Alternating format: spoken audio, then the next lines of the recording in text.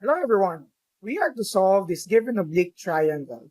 In order for us to do that, we need to identify the given measurements so that we could decide as to whether we will use the law of sines or the law of cosines to solve for the remaining unknown measurements.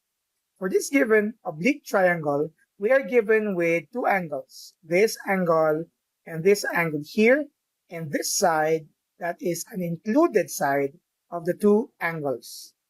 This oblique triangle is also known as an example of an ASA, that's ASA oblique triangle.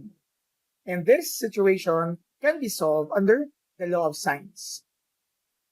Before we go to solving law of sines, let's try to label all of this. If I'm going to label this as side A, the angle directly opposite that side is your angle A. I'm going to label this as side B, angle B. This would be side B. If this is angle C, this will be your side C. Also, we are going to solve the measurement of angle A and the measurements from side B and side C. These are the three unknown measurements we are going to solve for this video.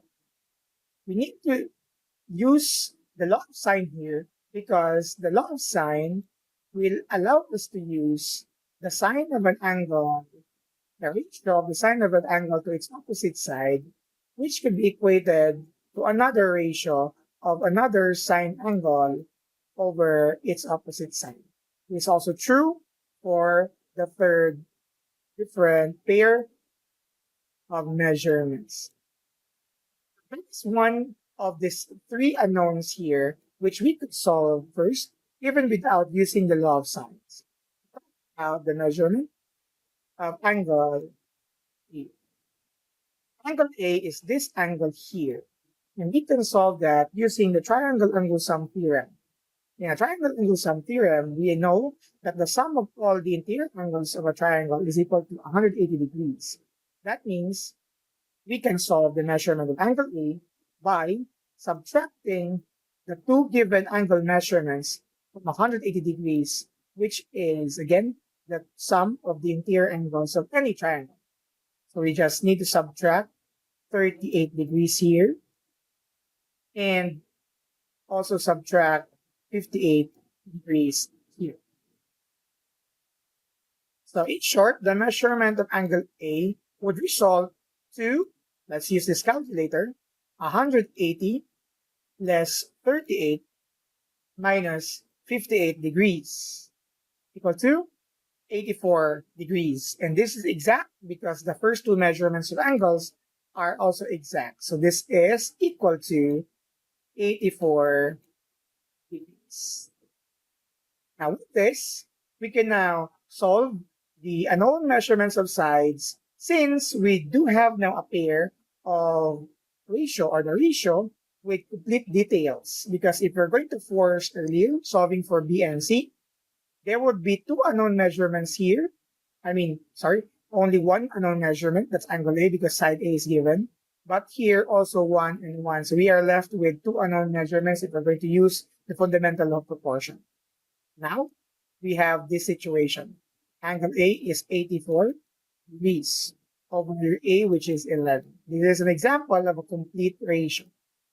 So you have also here the sine of angle B, which is 38 degrees, over B, which is also equal to sine of 58 degrees over your side C.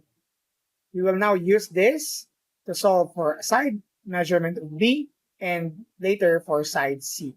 Let us again increase this here for more area. So we are now going to solve for side B.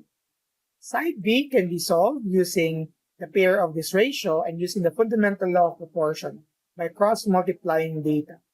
We have here B times B sine of 84 degrees. It must be equal to 11 times sine 38 degrees.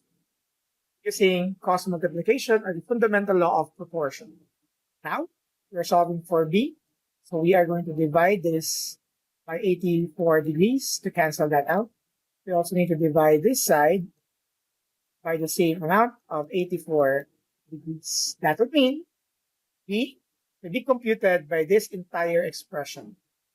Using the same calculator, let's try to carefully add parentheses in separating the expressions on the numerator and denominator. So parentheses, 11 sine 38 divided by sine of 84. So equals, you will get 6.80957, so on and so forth. Rounding it off into two decimal places, we will get 6.81. So approximately 6.81. And we have here units. This is the value for B. Now for C, we will still use the same given. This and that.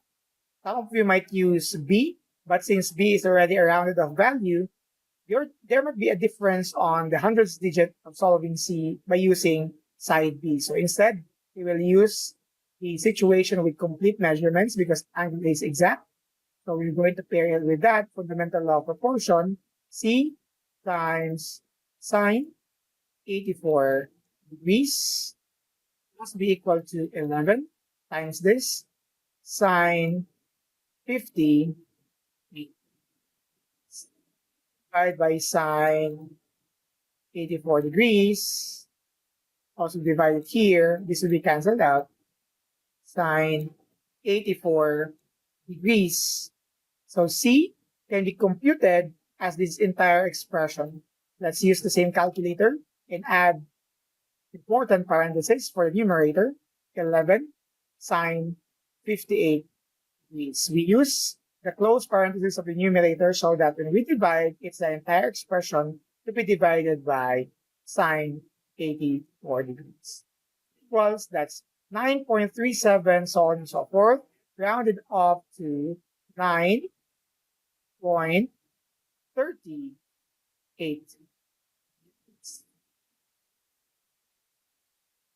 Okay, again, 38 units. Now, these are the three unknown measurements for this given ASA triangle. But we can check it again using the relationship of angle and its opposite side. Here, in our given, you have 38 degrees for B, 58 degrees for angle C, and you have your 84 degrees for angle A. This is your largest angle. Its opposite side of side A must be the longest side. That's 11 versus 6 versus 9, and that's correct. On the other side, we could use the relationship of 38 degrees and side B, since 38 degrees or angle B is your smallest angle. Side B, its opposite side, should be the shortest side. So that's 6.81 versus A, which is 11 versus 9. That completes the situation, and that makes all of our answers correct. This is how we solve ASA oblique triangles.